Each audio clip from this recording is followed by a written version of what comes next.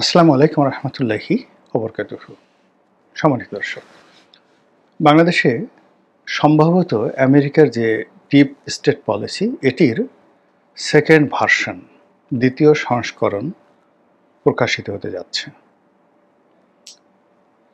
এবং এই দ্বিতীয় সংস্করণে যাদের যাদের নাম আসবে বেশিরভাগই গুপ্ত, কিন্তু একজনের ব্যাপারে অলমোস্ট সবাই আলাপ আলোচনা করছেন যে ওনাকে সামনে রেখে মার্কিন যুক্তরাষ্ট্রের বা ইউরোপের প্ল্যান বি সেটি সম্ভবত বাস্তবায়িত হতে যাচ্ছে। সেই মানুষটির নাম হলো মিস্টার শহীদুল আলম বা মিস্টার শহীদুল। তার পুরো নামটা আসলে আই ওয়াজ নেভার অ্যাটেন্টিভ, তার ব্যাপারে আমি কখনই অ্যাটেন্টিভ ছিলাম না। তিনি একজন আলোকচিত্রী, মানে ফটোগ্রাফার, খুব ভালো ছবি তুলেন বলে সবাই বলে। যেহেতু ছবি সম্পর্কে মানে এমনি ছবি, ভিনসেন্ট ভ্যান গগ যারা চিত্রশিল্পী, জয়নুল আবেদিন, পটুয়া কামরুল হাসান, তাদের সম্পর্কে আমার যথেষ্ট আগ্রহ আছে। আমি এখনও সময় পেলে টিল নাও সে যে দ্য ভিনসি কোড বা লিওনার্দো দা ভিনসি, তার এগুলো বা পাবলো পিকাসো, তাদের আর্ট কালচার, ব্যক্তিগত জীবন নিয়ে আমি পড়াশোনা করি। কিন্তু ক্যামেরা দিয়ে ছবি তুলে একজন লোক বিখ্যাত হয়ে গেল বা তাকে নিয়ে খুব বেশি আলোচনা করতে হবে, আমার কাছে আসলে এটা কখনো মনে হয়নি। ইত্তেফাকে একজন খুব বিখ্যাত আলোকচিত্রী ছিলেন রশিদ, খুব বিখ্যাত ছিলেন। আরেকজন ছিলেন পাভেল রহমান এরশাদ জামানাতে। আর আমার একটা আত্মীয়, চাচাতো বোনের, না সরি, আমার ফুফাতো বোনের হাজব্যান্ড, উনিও ঠিক ওই রশিদ সাহেব বা পাভেল রহমান এদের পর্যায়ে অথবা এদের সাথে ভালো ছিলেন। সংবাদে চাকরি করতেন, পরে এএফপিতে ছিলেন চিফ ফটোগ্রাফার মুফতি মনির। তো কাজেই ফটোগ্রাফি, ক্যামেরার যে ফটোগ্রাফি, সেই ফটোগ্রাফি সম্পর্কে যেহেতু আমি সংবাদপত্রের সাথে আছি, এই মানুষগুলো দিয়ে দেখেছি এবং আমার ফুফাতো বোনের হাজব্যান্ড মুফতি মনির, তো সেখানে শহীদুল সাহেবের ক্যামেরার কারুকাজ বা তিনি কিভাবে ছবি তুলতে পারেন, কি করতে পারেন, কিছুটা তো বুঝি, একেবারে না বুঝি না। আবার আমি যেহেতু এখন নিজে ফটোগ্রাফির সাথে জড়িত, ভিডিও করছি নিজেরটা, এই যে আমার যে যা কিছু দেখেন এটার মানে ফটোগ্রাফি, মানে এটার ভিডিও করা, এডিটিং করা, লাইট, সাউন্ড, তারপরে শেষে এটাকে আপলোড দেওয়া, থাম্বনেইল করা, হেডলাইন দেওয়া, এ টু জেড সব কাজগুলো আমি করি। তো কাজে মিস্টার শহীদুল এই ফটোগ্রাফিতে ক্যামেরাতে বসে কী কী কাজ করতে পারেন এটা বোঝার জন্য খুব বেশি রকেট সায়েন্স দরকার হয় না। আমাদের দেশের মানে আমাদের যারা সাধারণ অ্যাভারেজ, আমাদের দেশে এরকম মানুষদেরকে আপনি বড় জোর একটা বড় স্টুডিওর মালিকের সঙ্গে বা স্টুডিওর বড় ক্যামেরাম্যানের সঙ্গে তুলনা করতে পারে। যেমন বেলি রোডে হানসা নামক একটি, বেলি রোডে না হানসা না, বেলি রোডে বোধ হয় আছে, ভালো একটা ইয়ে আছে। আর হানসা সম্ভবত নিউ মার্কেট, অনেক পুরনো একটা যাকে বলা হয় ফটোগ্রাফির দোকান। তো সেই দিক থেকে এই ভদ্রলোককে ইন জেনারেল যারা সাধারণ মানুষ তারা হয়তো মনে করবেন তিনি ওইরকমই একজন ভালো ক্যামেরাম্যান যিনি কিনা চমৎকারভাবে ছবি তোলেন। আর ছবি তুলতে গিয়ে ছবির লাইট, সাউন্ড, প্রেক্ষাপট এবং কোন দৃশ্যটিকে কোন অ্যাঙ্গেল থেকে তুললে এটি একটা জীবন্ত ছবি হয়ে উঠবে, একটা উপন্যাস হয়ে উঠবে, এই যে তার যে সেন্স, সেই সেন্সটা তার আছে, এতটুকুই, এর বেশি কিছু নয়। তার একটা এরকম যাকে বলা হয় প্রতিষ্ঠান আছে, দৃক গ্যালারি। এটাও সম্ভবত এখানে তিনি অনেককে এই ফটোগ্রাফি শিক্ষা দেন। আমি নিজেও একবার চিন্তা করেছিলাম যে আমি ওখানে যাবো এবং শিক্ষা গ্রহণ করবো, আমার কখনো জানা হয়নি আর যাওয়া হয়নি। আর দ্বিতীয়ত হলো তার কালেকশনে দেশি বিদেশি হয়তো আরও অনেক সুন্দর সুন্দর এরকম ফটোগ্রাফি রয়েছে। সে সকল ফটোগ্রাফি তিনি সংরক্ষণ করেন এবং মাঝে মধ্যে এগুলো প্রদর্শনের ব্যবস্থা করেন, এই তার কর্ম। এই কর্ম করতে গিয়ে তিনি বিশ্বের অন্যান্য দেশে যারা ফটোগ্রাফার আছেন, সাংবাদিক আছেন, ফটো সাংবাদিক আছেন, তাদের সঙ্গে তার সম্পর্ক থাকবে, এটাই স্বাভাবিক। তো এরকম কিন্তু একটা বিষয় আমি অনেক দিন ধরেই দেখছি যে এই বাংলাদেশের মাটিতে আমাদের দৃষ্টিতে একেবারে সাধারণ আমি কারোর নাম বলে ছোট করব না। কেউ হয়তো সাংবাদিক, কেউ হয়তো পরিবেশ কর্মী, কেউ হয়তো এনজিও কর্মী, কেউ হয়তো আইনজীবী। তো আমাদের দেশে যে অ্যাভারেজ মেধা বা অ্যাভারেজ সফলতা, তারা মানে সেটা অতিক্রম করতে পারেনি। কিন্তু এই মানুষগুলোর মধ্যে কেউ কেউ দেখা গেল যে সেই কেউ ম্যাকসাই পুরস্কার পাচ্ছেন, কেউ বলতে গেলে বিকল্প নোবেল পুরস্কার পাচ্ছেন, মানে আমেরিকার, ইংল্যান্ডের বড় বড় প্রেস ক্লাব, বড় বড় পত্রিকা তাদেরকে ম্যান অফ দ্য ইয়ার, তারপর year of the personality of the year, তারপরে পৃথিবীর 100 জন প্রভাবশালী ব্যক্তিত্বের মধ্যে তাদের নাম তালিকাভুক্ত রেখেছে। আমার বন্ধু ব্যারিস্টার সারা হোসেন, মানে ডক্টর কামাল হোসেনের মেয়ে, তিনিও টাইম ম্যাগাজিনের দৃষ্টিতে বিশ্বের 100 জন প্রভাবশালী নারীর মধ্যে তালিকাভুক্ত হলেন।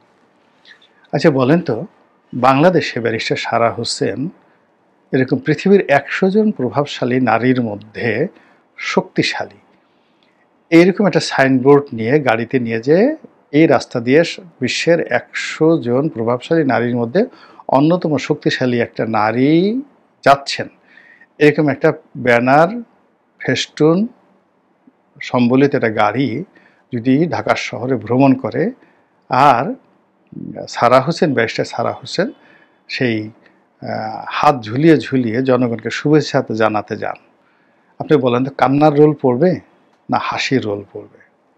কি অবস্থা হবে বাংলাদেশে? তো এইরকম পৃথিবী অনেক সময় অনেক কিছু করে, আর আমরা এই বাংলাদেশের কিছু লোক এটা বুঝতে পারি না। তো তদ্রূপ মিস্টার শহীদুল, তাকেও দেখা গেল যে এরকম যে পরবর্তী নোবেল পুরস্কার আসলে মিস্টার শহীদুলকে দেওয়া উচিত। তিনি শেখ হাসিনার জামানাতে বেশ কিছু কর্মকাণ্ড করেছেন, হাসিনা বিরোধী বিভিন্ন স্লোগানে তিনি মুখরিত ছিলেন, তারপরে জেল খেটেছেন তিনি সহ আরও কেউ কোনো লোকজন আছেন, আমি নাম বললাম না তাদের, সবাই আমার আপনজন। তো সেই কাজ করতে গিয়ে তিনি কখনো রাজু ভাস্কর্যের নিচে, কখনো শাহবাগে, তিনি তার নিজ স্টাইলে গেছেন, কথাবার্তা বলেছেন, জেলে গেছেন, শক্তিমতো দেখানোর চেষ্টা করছেন। তাকে যখন জেলে নিয়ে যাওয়া হলো তিনি স্লোগান দিয়েছেন মহাবীর আলেকজান্ডারের মতো। তো এরকম আমরা দৃশ্যগুলো দেখেছি, কিন্তু তার কোনো বক্তব্য এদেশের সাধারণ মানুষদের কাউকে মুগ্ধ করেনি, আকর্ষণ করেনি, আমাকেও করেনি, কখনো করেনি। অথচ পৃথিবীতে মানে আমেরিকার ভাবসাব দেখলে মনে হয় যে তিনি আসলে আমেরিকার প্রেসিডেন্ট হওয়ার উপযুক্ত। ডোনাল্ড ট্রাম্পের পরিবর্তে যদি শহীদুল আলম উনি আমেরিকার প্রেসিডেন্ট হতেন, বোধহয় আমেরিকার অনেক উন্নয়ন হতো।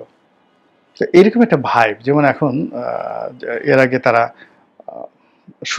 অং সান সুচিকে এইভাবে তৈরি করেছে, তারপরে ইউসুফ মালালা যাই, তাকে মালালাকে তৈরি করা হচ্ছে, তাসনিম জারাকে পাঠানো হয়েছে বাংলাদেশে। তো এরকম শহীদুল আলমকেও কি করা হয়েছে আমি জানি না, কিন্তু এখন এই যে তাকে ফ্লোটিলা, এই নামও মনে থাকে না। মানে একদিকে ইসরায়েল তার সমস্ত শক্তি ব্যবহার করে এবং পশ্চিমা ফ্রান্স, স্পেন, ইটালি, পুরো ইউরোপের অস্ত্র, অর্থ, ক্ষমতা ব্যবহার করে গাজাকে মাটির সঙ্গে মিশিয়ে দিয়েছে। আর সেই সকল দেশের ইহুদি এবং খ্রিস্টান তারা আবার নৌকায় করে বা জাহাজে করে, ছোট ছোট জাহাজে করে, বিলাসবহুল জাহাজ, রিভার ক্রুজ জাহাজে করে ভূমধ্যসাগর পাড়ি দিয়ে, রেড সি পাড়ি দিয়ে তারা সেই গাজা উপত্যকায় উপস্থিত হবেন। এরকম 300-400 নৌবহর সেখানে যাচ্ছে, এটাকে ফ্লোটিলা এরকম একটা নাম দিয়ে তারা যাচ্ছে, এবং এর মধ্যে 200 জন, মানে 200 জাহাজ বা অনেক জাহাজকে ইসরায়েলিরা গ্রেপ্তার করেছে এবং ওই দেশে ওই জাহাজে যারা যাত্রী ছিল তাদেরকে নিয়ে গেছে। তো এরকম একটা জাহাজের মধ্যে জনাব শহীদুল আলম উনিও আছেন, যেটা এখনো গাজা উপদ্বীপের কাছাকাছি পৌঁছাননি। তো তাকে নিয়ে কিছু মানুষ উচ্ছ্বাস দেখাচ্ছে যে তিনি হ্যাং করে ফেলেছেন, ত্যাং করে ফেলেছেন। প্রতিদিন তার ফেসবুক স্ট্যাটাস তার ভিডিও ফুটেজ যেটা তিনি জাহাজে বসে বসে দিচ্ছেন, সেটা প্রথম আলো তারা আবার এটাকে ব্যানার হেডলাইন করে মানে প্রচার করছেন, শহীদুল আলম ইয়া করেঙ্গা, ওয়া করেঙ্গা, ট্যাং করেঙ্গা, ফ্যাং করেঙ্গা, আয়েঙ্গা জায়েঙ্গা। এবং তিনি সাগরে বসে একেবারে সাগরের সমস্ত নীল তিমিকে একত্র করে ফেলেছেন এবং সেই নীল তিমির বহর নিয়ে তিনি ইসরায়েলি সৈন্যকে গিলে খেয়ে ফেলবেন, এরকম একটা ভাবসাব। এবং তিনি যাওয়া মাত্রই সেখানে পুরো নেতানিয়াহু সরকার থরথর করে কাঁপতে কাঁপতে পড়েই যাবে, মরেই যাবে, এরকম একটা ভাবসাব, তার বীরত্ব। কেউ বলার চেষ্টা করেছেন এর শেষ কোনো সাহসী মানুষ হয়?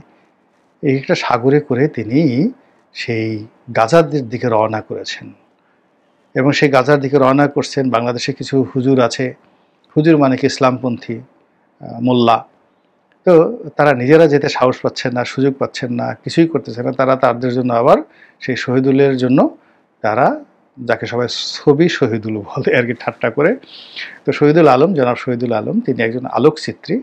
আমি তাকে ছবি শহীদুল বলে ছোট করতে চাই না, বা ঠাট্টা হচ্ছে তাকে নিয়ে। তো তিনি যেন নিরাপদে যেতে পারেন, বা তিনি এত বড় ভালো একটা কাজ করছেন, আল্লাহ তাকে মানে জেহাদে কুল্লিয়া করার তৌফিক দান করুন, তাকে শেফা দান করুন, তিনি যেন ফিরে আসতে পারেন, এই ধরনের কথাবার্তা বলছে। আর এই ভদ্রলোক বয়স্ক মানুষ, তিনি কত বয়স হবে আমি তাও তো বলতে পারবো না। তো এই বয়স্ক মানুষ শারীরিকভাবে সুস্থই আছেন, তিনিও একেবারে শিশুদের মতো, হাসনাত, সার্জিস, নাহিদদের মতো একটার পর একটা ফেসবুক স্ট্যাটাস দিয়ে যাচ্ছেন, একটার পর একটা ভিডিও আপলোড করে যাচ্ছেন, সেখানে কি খাচ্ছেন, কি দেখছেন, পুরো বিষয়গুলো হাস্যকর, একেবারে হাস্যকর। আর এই বিষয়গুলোকে নিয়ে প্রথম আলোর গ্রুপ, মানে যারা এই বাংলাদেশের নানা রকম অঘটন ঘটায় অনেক দিন থেকেই, সেই 96-এর পর থেকে প্রথম আলো প্রতিষ্ঠিত হওয়ার পর থেকেই এরা নিজেদেরকে কিং মেকার, মাস্টার মাইন্ড হিসেবে যাকে বলা হয় মনে করে, এবং এদের চরিত্র পরিবর্তন হচ্ছে না।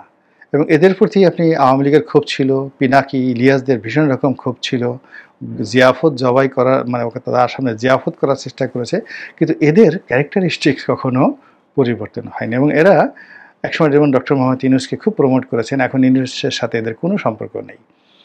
ইউনূস তাদেরকে পোষে না, তাদেরকে জিজ্ঞাসা করে না, আর তারাও ইউনূসকে পোষে না।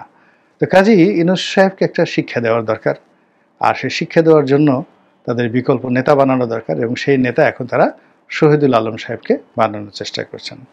তো ইউনূস সাহেবকে আমি যতটুকু জানি, ইউনূস সাহেব বা আগে প্রথম আলো যাদেরকে আসিফ নজরুল, তারপরে রেজওয়ানা যাদেরকে প্রমোট করেছে, তারপরে এই যে আরেকজন উপদেষ্টা আছেন জ্বালানি উপদেষ্টা, মানে এরা সবাই প্রথম আলো গ্রুপ।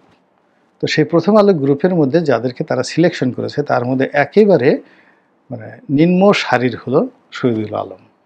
তো উপরের সারির যারা আছে তাদের যদি এই গত 14 মাসে পাহাড় সমান ব্যর্থতা থাকে, পাহাড় সমান দুর্নীতি থাকে, অনিয়ম থাকে, এবং একটার পর একটা নিজেরা হতাশার মধ্যে পড়ে পুরো জাতিকে তারা যদি হতাশার মধ্যে ডুবাতে মানে মোটামুটি ডুবিয়ে দেওয়ার জন্য যারা পুরো একেবারে রেডি হয়ে আছে, তো সেক্ষেত্রে শহীদুল আলমের মতো মানুষ বা তার সাথে অন্যান্য যারা থাকবেন প্ল্যান বি বা বি সেট, তাদের দ্বারা আমাদের কতটা ক্ষতি হতে পারে এটা বোঝার জন্য খুব বেশি জ্ঞান দরকার। ধরুন ফুটবল মাঠে খেলতে নামে, তো সবচেয়ে ভালো প্লেয়ারটাকে আগে নামানো হয়, আর হাতে রাখা হয় যে কোনো কেউ যদি আহত হয় তাহলে তাকে প্রক্সি দেওয়ার জন্য।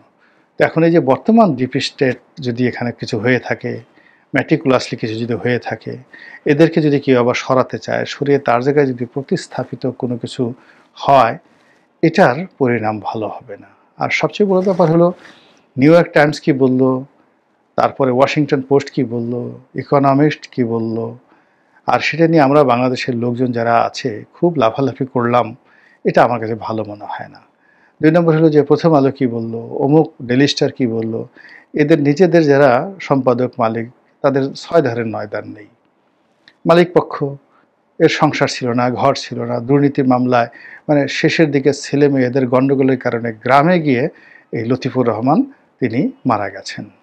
এবং সে মারা যাওয়ার পর তার সন্তানেরা একে অপরের বিরুদ্ধে যেভাবে হত্যা মামলা করেছে, যা কিছু করেছে, তো সেই মালিকের পত্রিকা কি ভালো হতে পারে? এখানে সম্পাদক মিস্টার মতিউর রহমান আছেন।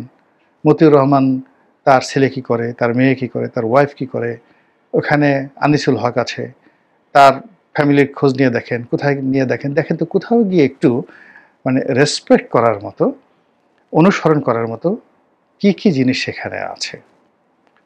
এখন তারা আপনাকে একজনকে বলল যে এ নায়ক, আর আপনি তাকে বললেন নায়ক। তারা একজনকে বলল এ খারাপ, আর আপনি যেমনি খারাপ হয়ে গেলেন।